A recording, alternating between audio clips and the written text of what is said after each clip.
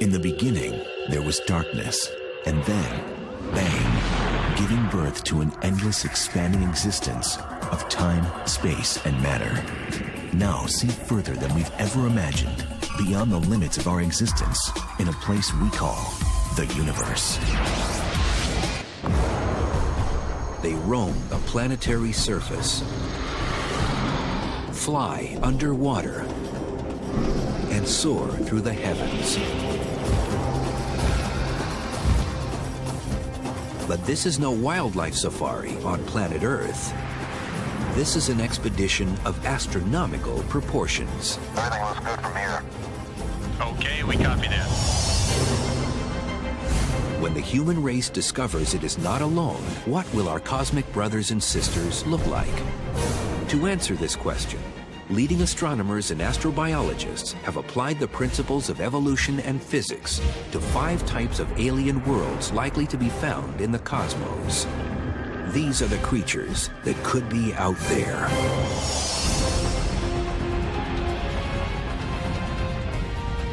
Prepare to take an intergalactic safari and peer directly into the eyes of alien faces.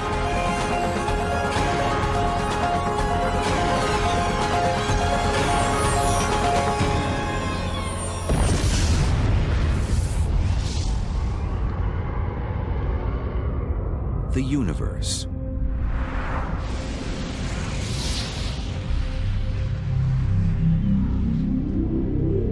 An intergalactic sanctuary of billions of galaxies and trillions of stars.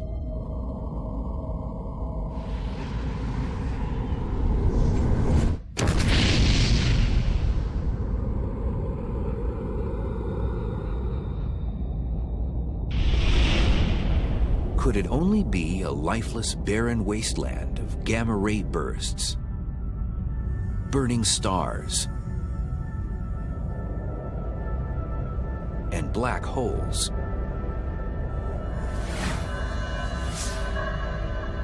Or does life exist beyond Earth in this cosmic paradise? Do alien faces gaze towards us, pondering the age-old question, are we alone?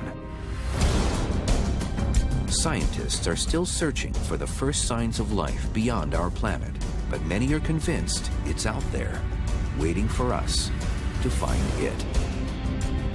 But what on earth, if anything, would it look like? With a potent mix of earth science, logic, and the theory of evolution, computer graphic artists are able to bring some of these alien faces to life.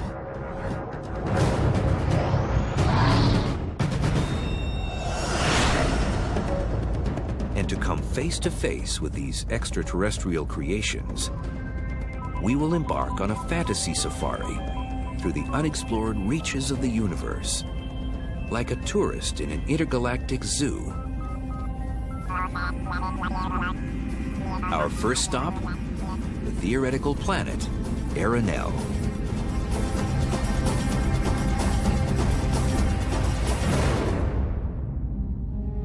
The planet Arenal is an odd planet. First of all, it doesn't circle around a star like our sun. It circles around a little red dwarf. These are tiny stars. They're sometimes a fifth, a sixth the size of our sun. So the habitable zone is going to be much closer to that star. This habitable zone is a crucial piece of the puzzle when understanding the evolution of life on any alien planet. A habitable zone in a solar system is the distance from the star where water can exist as a liquid on the surface. It gets enough heat energy from the star to have liquid water and stay liquid water. Liquid water is one of the basic elements for life to begin. But on Arenal, The habitable zone is so close to this glowing ball of burning gas, the star's gravity causes Arenal to be tidally locked, much like Earth's moon, as we only see one side of the lunar surface at all times. This would mean that half of Arenal is constantly in daylight, and the other half is constantly in darkness. In the middle, there would be a 200-mile wide area that stretches from the North Pole to the South Pole, which is in a constant state of twilight. So it makes you wonder, where would we find life on this planet? Well, truthfully, you're going to find it everywhere. But if it's on the dark side, it's life that's been adapted for living in the dark. And if it's on the bright side, it's life that's been adapted for living only in the bright side. And in this twilight zone area, you're going to find creatures that are adapted for both. They can wander and stray into both sides on this world.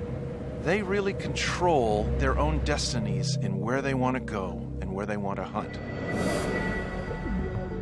On Arenal, you're going to have a photosynthetic organism, probably likely in the marine environment, a red alga, or a bacteria that will be adapted to taking in infrared light and taking what energy it can out of that and making food.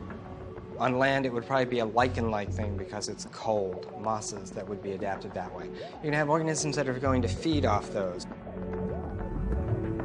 This algae on Arenal represents the bottom of a very long food chain. Everything plays a vital role for survival, from the plant life to the larger, more complex creatures. One example on Arenal that uses this algae as a food source is the insect known as an acom. The acoms are a bizarre little creature. On Earth, we know of what we call metamorphosis. It's the odd ability of a creature to change from one shape to another. We see it in butterflies. A caterpillar eating in your garden will climb up on the fence, spin a cocoon, months later hatch out into a butterfly.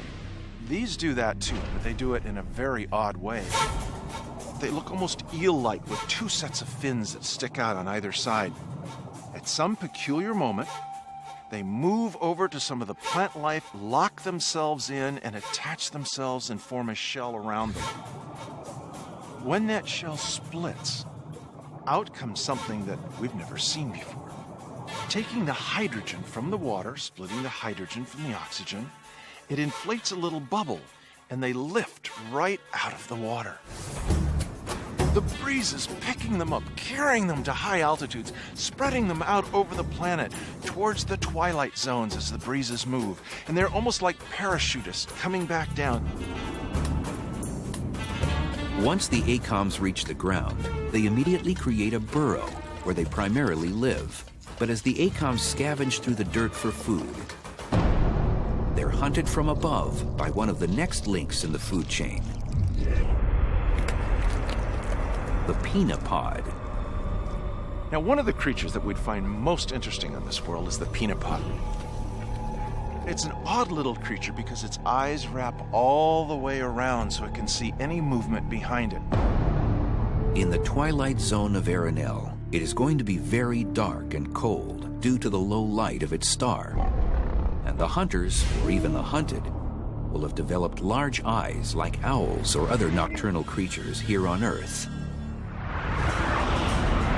But there's an interesting adaptation that developed in most creatures on Arenal. Arenal orbits an M star. M stars emit most of their light in infrared. Infrared is the light that, it's actually heat that you feel when you open up the oven.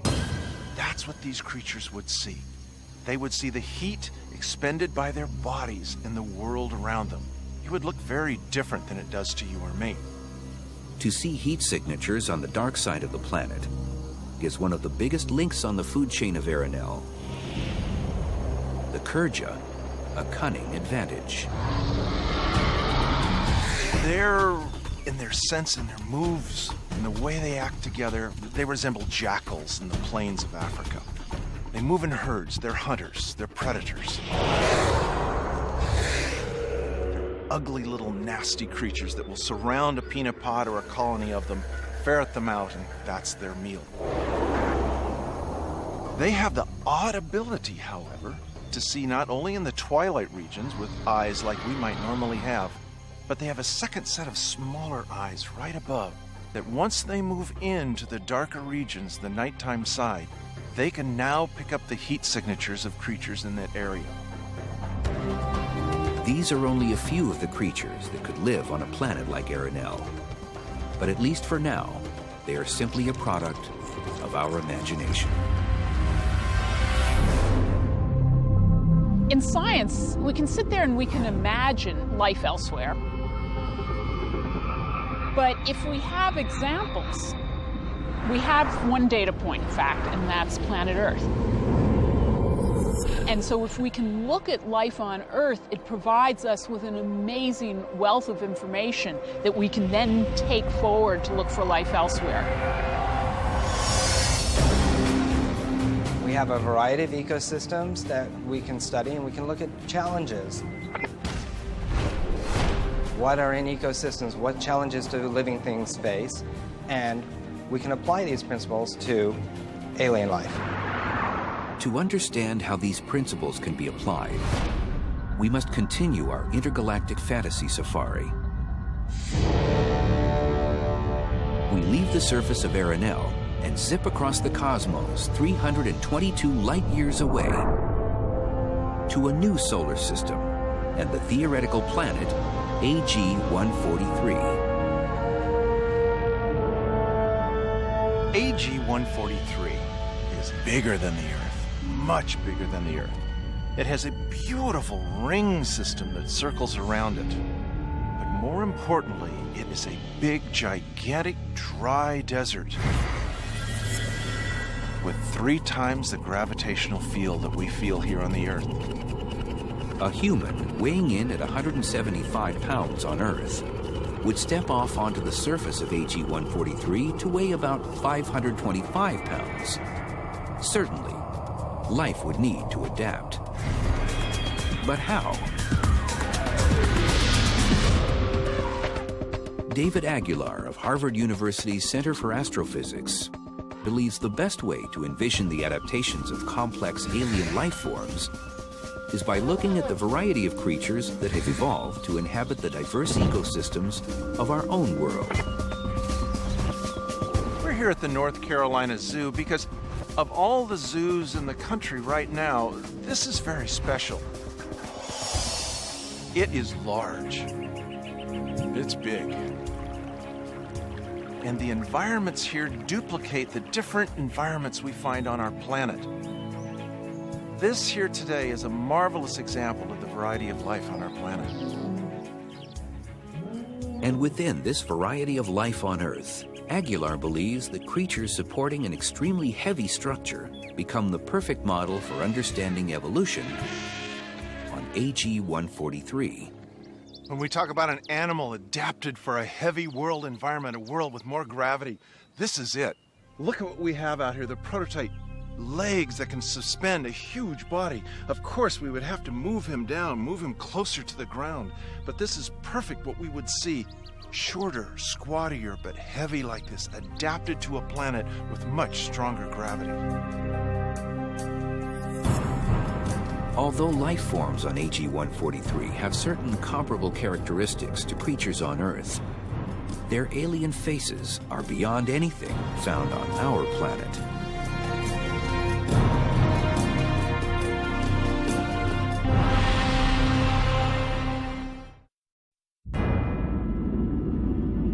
Everything looks good from here. Okay, we copy that. Sounds good.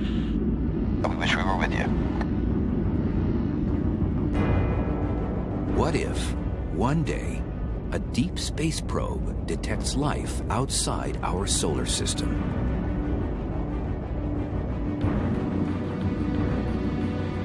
What would an alien look like? To better understand these otherworldly creatures and how they might have evolved, scientists believe you must first understand a few simple concepts about the physical environments where life might begin. When looking at planets around distant stars, there are two factors that we scientists zero in on. First is distance to the mother star. That determines how much energy you have and whether or not you have liquid water. Second, the mass, the size of the planet. That determines gravity and what kind of organisms you may have. When people think about evolutionary biology, we tend to think of the whole nature red in tooth and claw, the whole Darwinian competition among organisms and among species and so on, but we forget that it's the physical environment that really shapes life. What gravity you have, what temperature, what pressure, what composition the atmosphere is, if there is any atmosphere, and so on. The laws of physics don't change as you travel through the universe. So understanding how creatures evolved in our earthly environment has allowed scientists to imagine what life forms might arise on other types of worlds, like the theoretical planet AG-143. AG-143 orbits a bright F-class star. Only 10% of this world is covered with surface water, and pockets of this liquid H2O collect under the sands from sparse rainfall. The environment on AG-143 is hot, arid, and the sunshine extremely bright.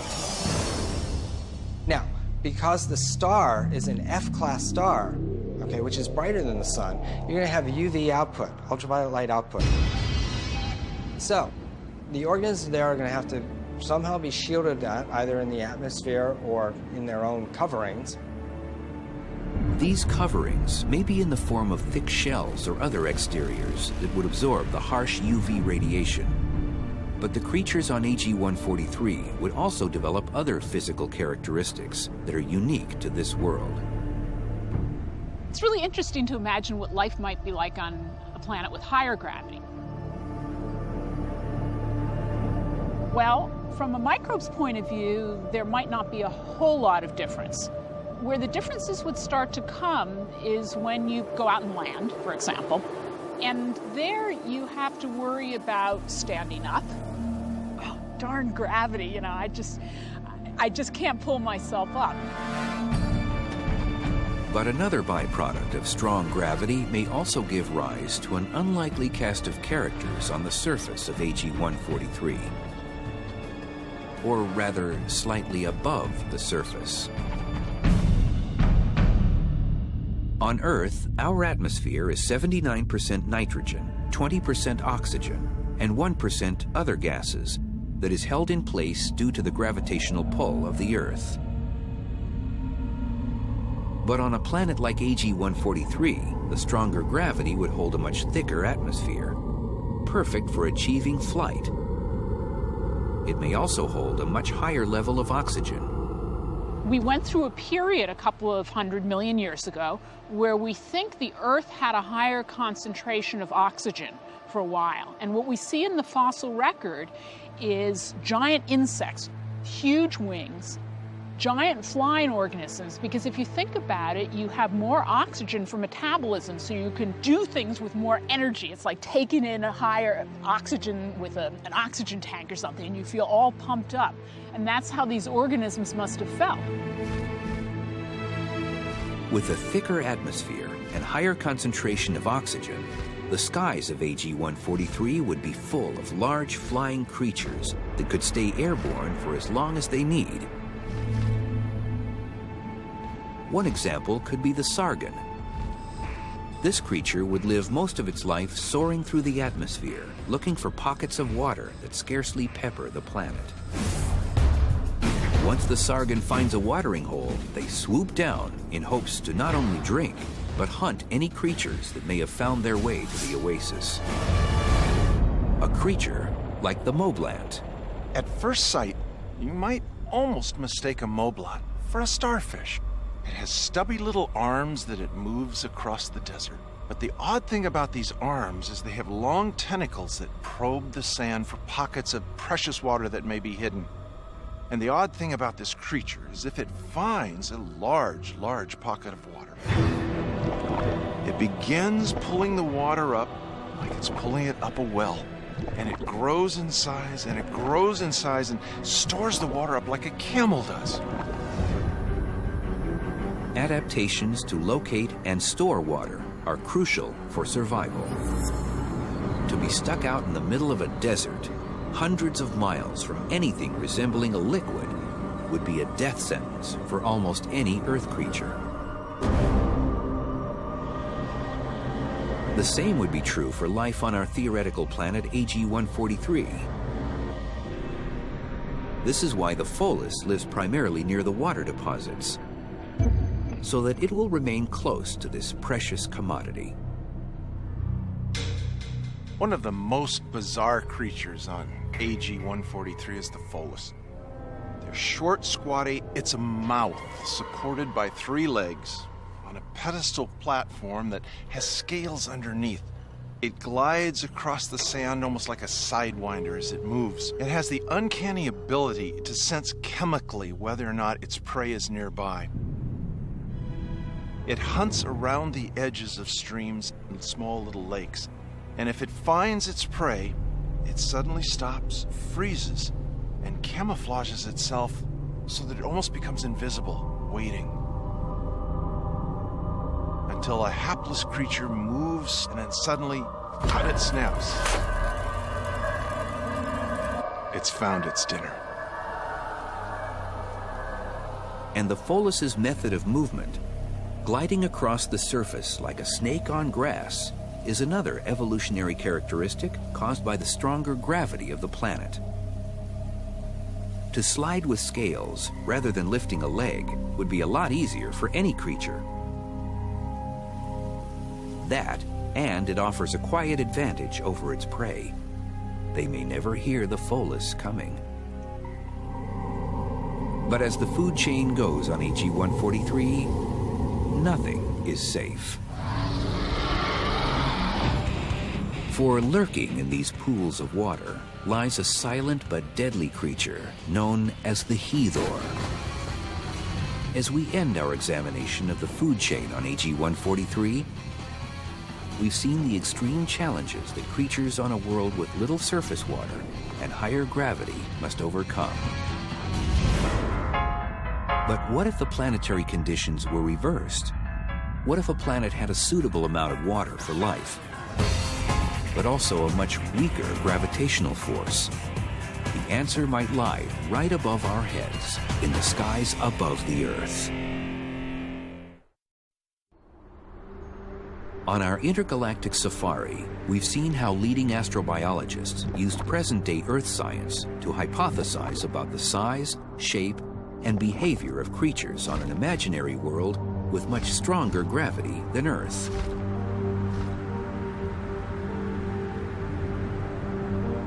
But what would happen if the gravity was much weaker? To find out, we lift off from the strong gravity of AG-143 to another planet 89 light years away, GPC 925. GPC 925 is smaller than the Earth. It's about half the size of the Earth. It's borderline for an Earth-like planet. And because it's smaller, it has less gravity.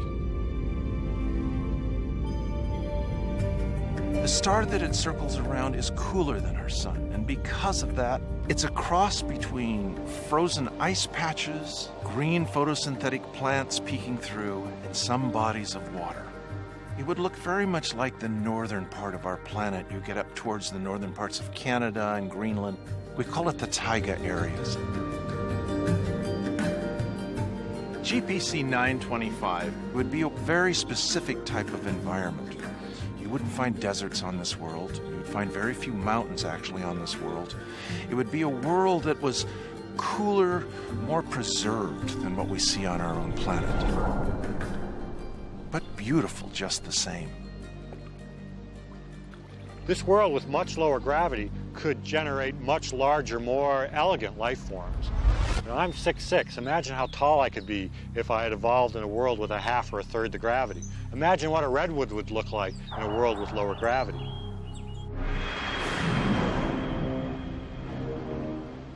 These types of gravitational effects on the surface life would shape and model different characteristics.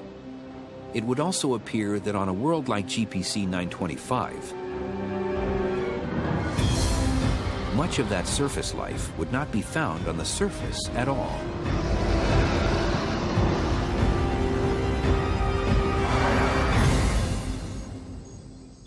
Here we are in the aviary. Up in these trees are the remnants of the dinosaurs. This is what was left behind when the dinosaurs passed on. These birds are meant to fly. Their bones are hollow, their feathers locked together. These birds were meant to rule the skies. But on a low-gravity planet, this is what you would see that would rule the planet. Because gravity is going to be light, flight is going to be very easy. And flight is something that's been done on Earth by a number of organisms in different ways. Bats stretch membranes between their fingers and create wings to fly. Flying squirrels put flaps out of their fur and glide that way. But not everything on GPC 925 is comparable to creatures on Earth. The strangest of the airborne creatures one could imagine are the loligars. Imagine floating sacs that almost look like inflated lungs, with long, long, long tentacles hanging down that drape along the countryside as they slowly move and float over the scenery. Heated by internal heat inside, the warm air inflates their sacs. They almost look like jellyfish floating through the air. And like jellyfish, they sting and grab anything that scurries over the ground in front of them. To see them moving, bobbing up and down in the wind like a herd of psychedelic jellyfish is something beyond what we can imagine. And yet here, it's quite common. Even life on the ground would push the limits of science as we know it. When we take a look at this world, think of the sway stacks. They look like they are long stalks that extend 15, 20, 30 feet into the air. Numerous ones coming up with a bulb on the end. They sway in the wind, but what's amazing is these aren't plants. These are animals, with roots that pick up and slowly move across the planet's surface and anchor themselves back down, swaying in the wind with a weight for any creature that happens by. As the creature moves by, the top of them, like little frisbees, shoot off and wedge into the side of the creature, into their leg, into their carapace, into their hair, stuck for the moment. As they move on, they reach a new area, they drop off, and they begin growing all over again. They're simply spreading their seeds with these tiny little discs flying through the air once they sense something moving by. On this planet, we see similar things with the plants and the weeds that grow here, but nothing to this size and extent. And the idea that we begin crossing plants that look like animals and animals that look like plants, this is a bizarre world indeed. Creatures like the sway stacks and the loligars would enjoy an adequate amount of water on GPC 925. But what would happen on a world where there was even more water? A lot more. Specifically, a planet with no land whatsoever. A water world.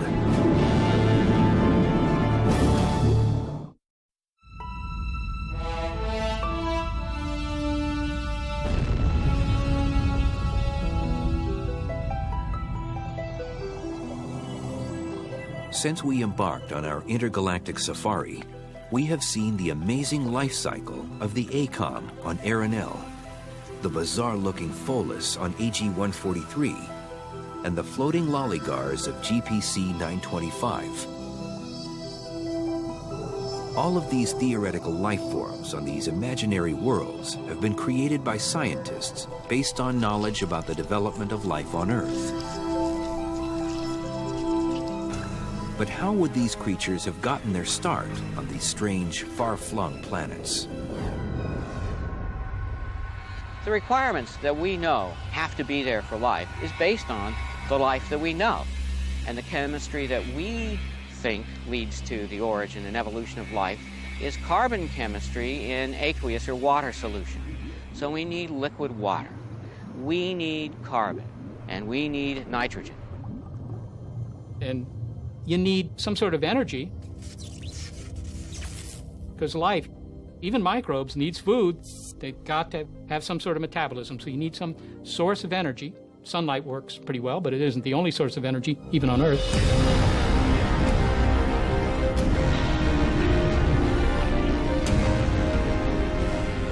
For hundreds of years, scientists believed that sunlight was the only energy source for life.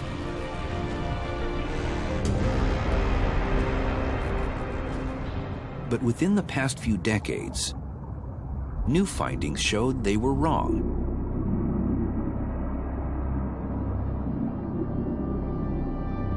Boiling water temperatures found around hydrothermal vents on the seafloor were once believed to be incompatible with life. But recently, scientists have discovered the areas around these black smokers are perfectly suitable for a flourishing underwater community.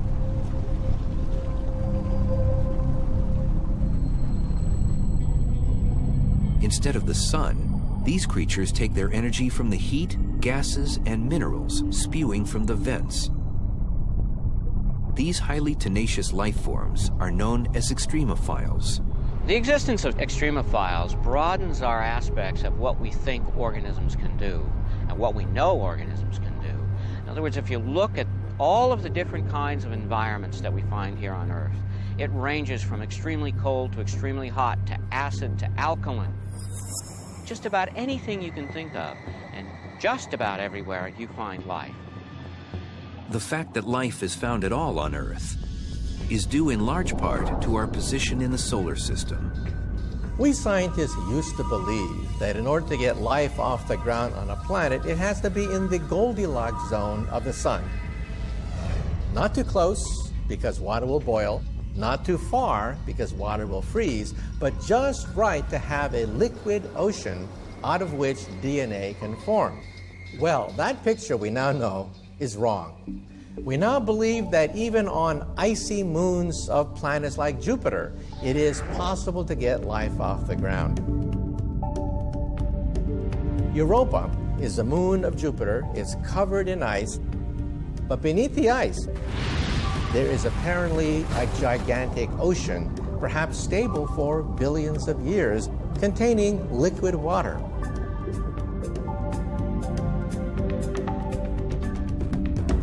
And so that sent the physicists and so on scrambling. How could you end up with liquid water so far away from the sun? Now, what it turns out the idea is that there's something called tidal flexing. For Europa, tidal flexing is caused by the immense size and gravitational pull of Jupiter, which causes the ice on the moon to pull and stretch, generating heat. Once the insulated lower layers get warm enough, the ice will melt, creating oceans. Now add the types of organic compounds that are believed to exist on Europa, and you've got a slightly altered but very realistic recipe for life.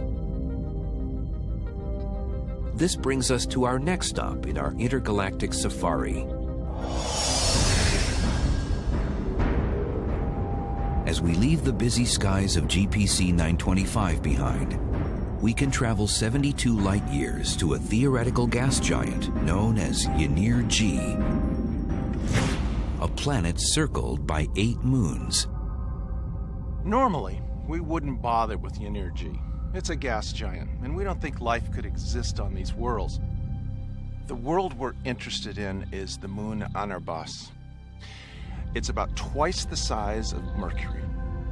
It's a world very similar to the moon Europa that circles around Jupiter. Imagine a planet covered with oceans, and on the surface, ice. A lot of ice that locks everything inside. There's no ground to walk on this planet. But inside these oceans, they could be teeming with life.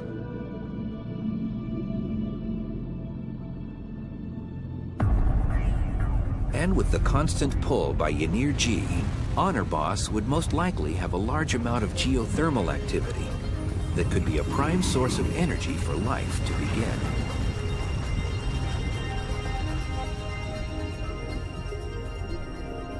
Near the surface on Honorboss, small amounts of light may bleed through the thinner areas of ice to the water below. Here, some creatures may have evolved eyes. This may provide them with advantages, but would also make them vulnerable to certain defense techniques. One example of a cunning underwater escape artist is the Amabos. To us, light is just light.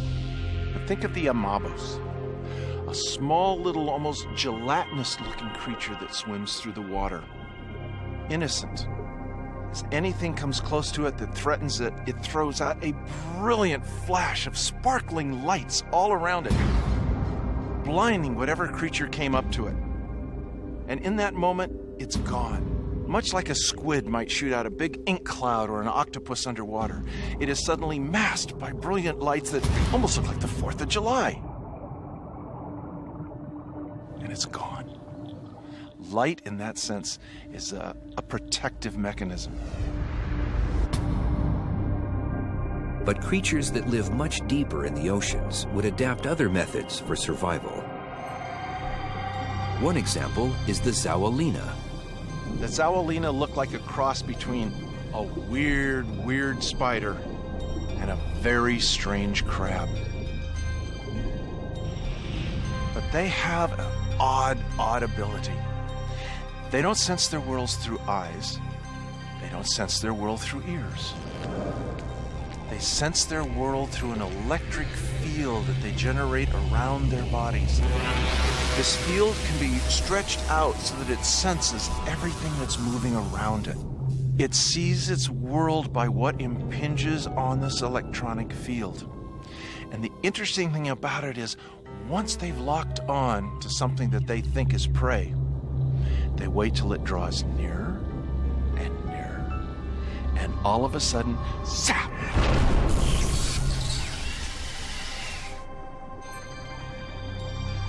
A huge bolt of electricity jets out, stuns their prey, and a tentacle whips out and grabs it and pulls it right in. It hunts by using electricity.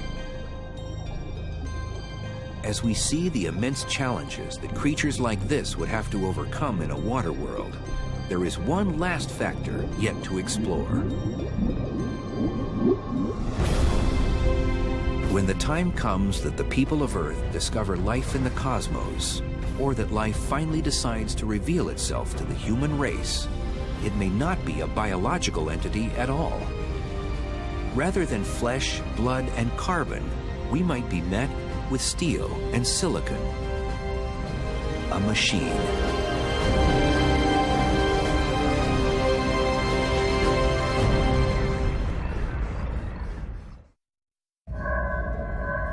As we approach the theoretical planet Galileo, our final stop, we notice 3 extremely large craters on the surface. An asteroid collision with a life-supporting planet would be catastrophic. But on Galileo, something's different.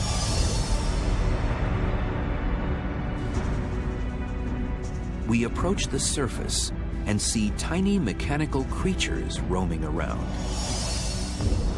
Although our journey thus far has explored an imaginary edge of the universe filled with biological creatures of all shapes and sizes, some scientists believe an alien world could instead be a land of synthetic machines, much like Galileo.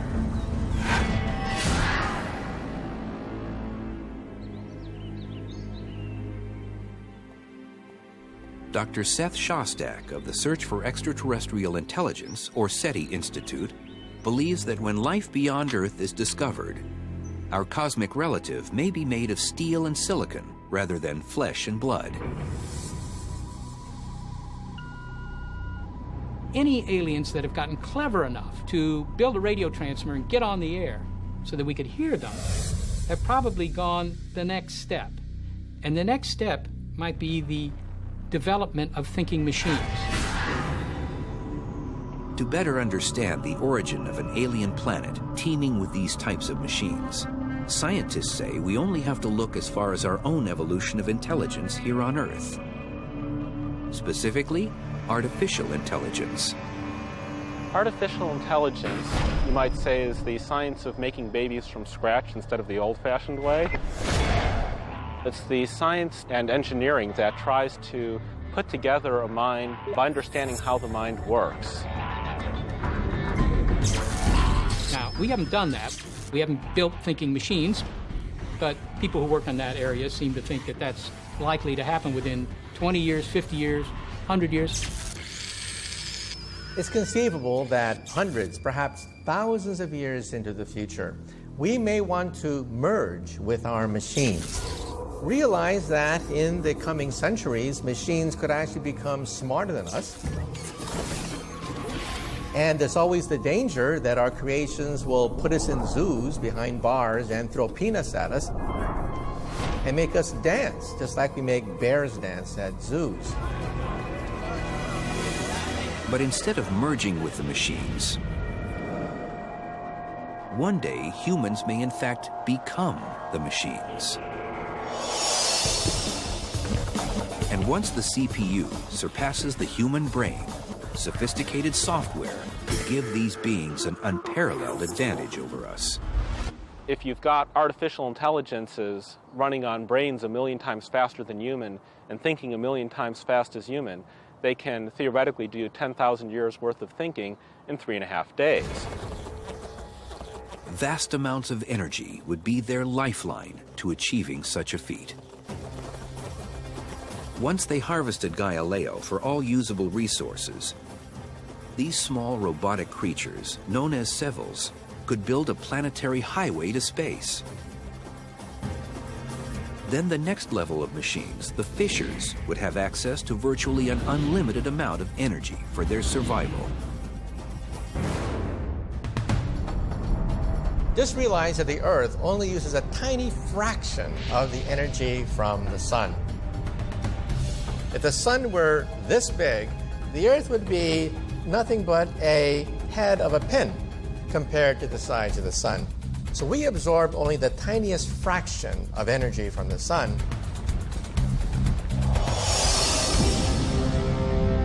To harvest the energy from the sun, a theoretical structure known as a Dyson sphere could be built around it or any other star.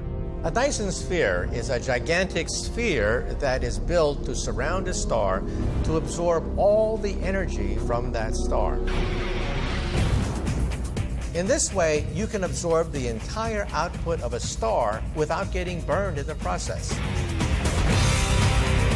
Once a star is dissected for parts and its energy is depleted, the Fishers could dismantle the sphere and propel themselves towards the next galactic battery.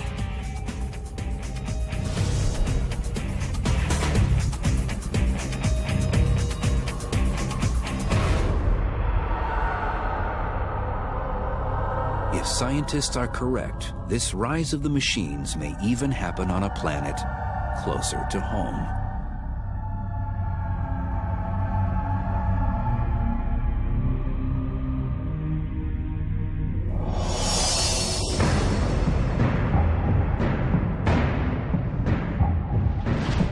As each year passes, new scientific findings are being made that push the envelope in understanding not only ourselves, but life in the universe.